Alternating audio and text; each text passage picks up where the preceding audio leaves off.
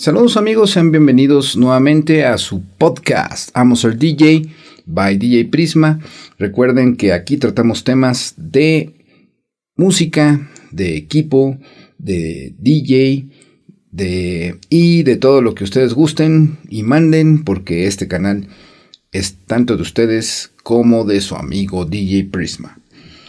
Y bien, pues el día de hoy vamos a tratar un tema que es los DJs old school o los DJs de la vieja escuela contra los DJs actuales. Y pues vamos a comenzar todo este episodio número 3 del podcast, más o menos a mediados de la década de los 70s. ¿Por qué realmente un DJ old school tiene diferencias con el DJ actual? La principal diferencia radica en que hasta hace 5 años la música fue cara. Digamos que a partir de 2010 que existió YouTube, la música se empezó a poner ya al alcance de la gente de forma gratuita, pero antes de eso, si tú querías escuchar la música, la tenías que comprar. Entonces, si tú ibas a la tienda y comprabas, si tú escuchabas, en el radio, la música, que era la única forma de conocer la música que estaba de moda, te gustaba una canción, pues tenías que acudir a la tienda y comprarte tu disco. Esto pues hasta mediados de los 70s fue la única forma de hacerlo. Posteriormente salieron otros formatitos como cartuchos, después ya vino el revolucionario cassette, que fue el primero que le dio portabilidad a la música. Pero bueno, hasta 1975, querías música, tenías que comprarla. Entonces los primeros DJs de la vieja escuela se gestaron más o menos aproximadamente en 1977 a 1980, que fue ya el movimiento de la música disco, que fue cuando ya las personas optaron por poner música continua en las pistas de baile de las discotecas. Y fue aquí donde ya empezaron a hacer su aparición los primeros DJs. Y empezaron también ya las disqueras a producir versiones especiales para los DJs. Porque la versión que se escucha en el radio es diferente a la que tocan los DJs en los clubes. O al menos así fue hasta que terminaron los 90s. Entonces, solamente los que tenían lana, o sea, los que eran juniors, podían pues darse la tarea de ir y comprarse la música para ir al día. Lógicamente también había empresarios, cuando empezaron las discotecas a tener auge, pues las que eran discotecas muy concurridas, pues esas no tenían problema para estar pagando la música nueva. El DJ podía estar comprando y comprando, no había problema, había recursos. Pero pues esto seguía siendo exclusivo de que te fuera bien el negocio o una estación de radio que tuviera la posibilidad de que las disqueras les otorgaran la música para promocionar, o el junior, ¿no? Que sí podía salir y comprarlo. Porque a diferencia de cómo se compra la música en un CD, que pues también ya las nuevas generaciones ya empiezan a olvidar qué es esto, en el CD pues era un álbum con 10-12 canciones. Antes había un long play en disco de vinil, que también eran 6 a 12 canciones, 6 por lado. Pero las versiones que eran para DJ, esas era una sola canción en los 2 lados. Y a lo mejor esa canción tenía 2 o 3 versiones en ese disco, o traían una por lado. Y era una canción por disco. Entonces, yo calculo que más o menos en dinero una versión para DJ te costaba como ahorita $10. O sea, más o menos $10 era lo que te costaba en ese tiempo comprarte un disco para DJ. Entonces eso de estar cada semana yendo a la tienda de discos y estarte comprando de más o menos de a 10 canciones, pues era una cantidad ya importante de dinero. O sea, $200 semanales de puros discos era una inversión importante.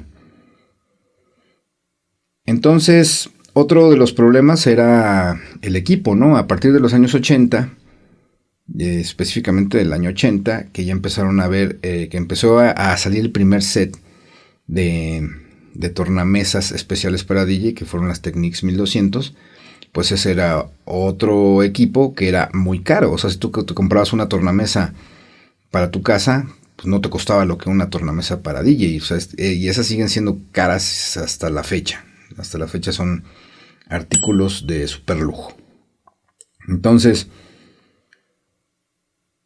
posteriormente, las discotecas que ya integraron este set para que los DJs trabajaran y pusieran la música y continua toda la noche, pues fueron los primeros que lograron tener esas colecciones de música. Pero la música realmente era costosa. Entonces la gente que normal, común y corriente, que escuchaba sus éxitos en el radio, pues a partir del año 80 ya pudieron comprarse un cassette y grabarse las canciones del radio. Antes de eso no se podía, no había forma. Y pues ya esto se quedó igual hasta prácticamente que terminó el siglo. Sí hubieron otros formatos intermedios como el minidisc, que fue prácticamente la primera versión de cassette digital, pero ese no tuvo tanto impacto. Pero en fin, los primeros DJs eran solamente de 3 clases, ¿no? La primera era el rico, el junior, que podía tener todo esto de hobby. El segundo, pues era el sobrino o el ayudante o el hijo del empresario que tenía la discoteca o que tenía el sonido y que le entendía lo de poner la música y que fue el que cayó ahí por azares del destino y que aprendió todo eso, pues por azares del destino. Pero ya la primera generación que aprendió de esto, que aprendió de los maestros, pues ya era a lo mejor el sobrino del DJ o el sobrino o el hijo del DJ o el ayudante del DJ, ¿no? El que heredó en el momento que el DJ dijo, ya basta, ya no puedo con esto, ya me voy, me caso, no sé qué, y se iban de la vida del DJ y lo heredaba el ayudante, ¿no? Esto pues prácticamente siguió así todos los años 80. El CD se empezó a colar a más o menos a mediados de los años 80, pero no se popularizó bien, yo creo que hasta el 90. A partir del año 90, pues sí, ya era más fácil que te compraras un CD a que te compraras un disco de vinil. Y los discos de vinil poco a poco se fueron dejando de vender en las tiendas y solamente una pequeña parte se quedó a la venta para los coleccionistas o los arraigados al formato, ¿no? Ya a partir de mediados de los 90 ya era difícil que tú consiguieras un álbum de vinil tal cual como lo comprabas en los años 80 y ya comprabas el CD, incluso la música para DJ también ya venía en CD. Más o menos a partir del 95 ya empezaron a haber reproductores de disco compacto para DJs. El primer equipo que se popularizó y que se metió mucho en el mercado fue el Denon. Me parece que es 2000F el modelo, que fue el primer aparato que tuvo realmente una precisión y un torque pues exacto para poder trabajar. Porque sí hubo unos experimentos antes, pero pues no eran tan precisos y eran muy inestables. No tenían todavía el sistema de anti-shock, que pues era el que no dejaba que la música se interrumpiera. Antes, sin ese sistema anti-shock, pues el disco fácilmente podía perder la lectura y volverle a encontrar, pues tardaba un poco, ¿no? Entonces eso era incómodo si eras un DJ, porque pues no podías estar interrumpiendo la música, porque empezaba la rechifla. Y pues bueno, la música se empezó a mover hacia los CDs, porque al menos los DJs que se dedicaban a trabajar por su cuenta en sonidos móviles, pues empezaron a tener una opción mucho más ligera y mucho más accesible para cargar que cargar el viejo muerto, ¿no? Le llamábamos muerto a un estuche en el que podías meter 2 tornamesas y la mezcladora, que era el set prácticamente del DJ, y se le llamaba muerto porque en verdad parecía un sarcófago, o sea, parecía que sí cabía una persona adentro. Entonces, pues tú cargabas ese y lo echabas atrás en el asiento de tu coche y ya nadie más entra. O sea, era la caja y tu ayudante adelante y con eso se iban en el carro, ¿no? Además, pues en ese tiempo también las bocinas eran muy grandes. Y cuando empezaron a salir ya los primeros sistemas para mezclar en CD, pues fue mucho más fácil para la gente que empezó ya en los 90s, como mi caso, a hacerse de más música en CD, porque también si comprabas un álbum en acetato o en vinil, no te daba la misma calidad que si comprabas un disco de acetato en CD. Y antes de que empiecen los defensores del formato del vinil, de que no es cierto, que ese suena mejor que el CD, no era precisamente por ahí. O sea, sonaban bien. El problema es que cuando tú metías 6 canciones en el lado de un disco, tenías que comprimir mucho los surcos. Y al comprimir mucho los surcos no le podías dar mucho volumen al disco. Y si eso tú lo ponías en una tornamesa a competir con los discos que sí eran para DJ, aparentemente no tenían volumen. Y cuando tú le subías, pues lo único que lograbas es que todo el sonido de la discoteca se te metiera por las agujas de la tornamesa y era una retroalimentación espantosa, ¿no? Esto pues no ocurría con el CD. El CD con muchas canciones te escucha igual que el sencillo que es para DJ. Aquí no hay ese problema, ¿no? Y por eso a las personas que ya empezamos en esta generación se nos hizo más fácil hacer una colección de CDs que hacer la colección de viniles. Hubo quien por gusto siguió comprando viniles, hubo quien por necesidad tuvo que moverse al CD, pero en general yo siento que la tendencia fue a ya mudarse por completo a la cultura del CD.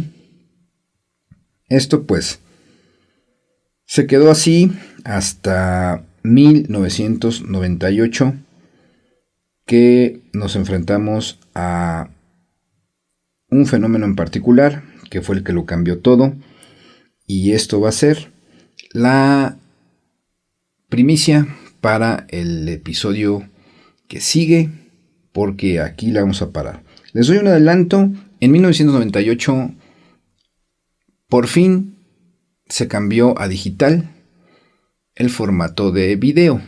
El primer formato digital de video fue el disco de video digital o DVD, que por ahí todavía hay algunos que se siguen consumiendo.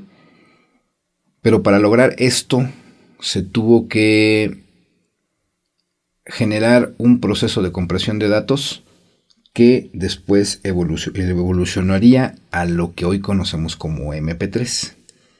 Y hubo otro fenómeno muy grande. El internet se popularizó gracias a que hubo el surgimiento del módem de 56 kilobytes por segundo, que ya permitió una transmisión constante, que ya no era tan rudimentaria, que ya era un poco más veloz. No tiene nada que ver con las velocidades que se dan ahora, pero en ese tiempo era lo máximo. Entonces, la salida del DVD, el módem de 56 kilobytes por segundo, el CDR, que fue la primera generación de personas que pudimos grabar en un disco compacto, cosa que no se podía hacer antes. Eso fue lo que motivó a que se cambiara el mundo del DJ y empezar el mundo como lo conocemos hasta ahora. Bien amigos, pues esto aquí le paramos al podcast de hoy, que es el episodio número 3, DJs Old School contra DJs actuales. Recuerden, la siguiente parte próximamente, y yo me despido. Soy DJ Prisma y esto es Amo Ser DJ.